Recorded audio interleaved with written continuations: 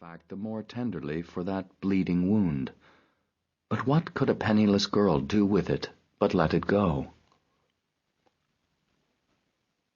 When her father at last appeared, she became, as usual, instantly aware of the futility of any effort to hold him to anything. He had written her he was ill, too ill to leave his room, and that he must see her without delay. And if this had been, as was probable, the sketch of a design, he was indifferent even to the moderate finish required for deception. He had clearly wanted, for the perversities he called his reasons, to see her, just as she herself had sharpened for a talk. But she now again felt, in the inevitability of the freedom he used with her, all the old ache, her poor mother's very own, that he couldn't touch you ever so lightly without setting up.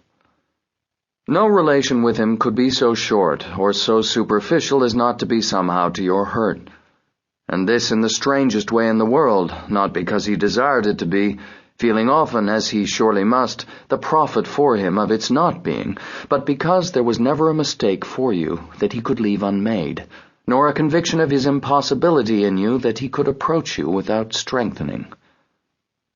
He might have awaited her on the sofa in his sitting-room, or he might have stayed in bed and received her in that situation. She was glad to be spared the sight of such penetralia, but it would have reminded her a little less that there was no truth in him. The one stray gleam of comedy just now in his daughter's eyes was the absurd feeling he momentarily made her have of being herself looked up by him in sordid lodgings. For a minute after he came in, it was as if the place were her own, and he the visitor with susceptibilities. He gave you absurd feelings. He had indescribable arts that quite turned the tables. This had been always how he came to see her mother, so long as her mother would see him. He came from places they had often not known about, but he patronized Lexham Gardens. Kate's only actual expression of impatience, however, was, "I'm glad you're so much better." "I'm not so much better, my dear. I'm exceedingly unwell, the proof of which is precisely that I've been out to the chemist's, that beastly fellow at the corner." So Mr. Croy showed he could qualify the humble hand that assuaged him. "I'm taking something he's made up for me. It's just why I've sent for you, that you may see me as I really am." It gave him pleasure that she was handsome, that she was in her way a tangible value. It was at least as marked, nevertheless, that he derived none from similar conditions, so far as they were similar, in his other child. Poor Marion might be handsome, but he certainly didn't care.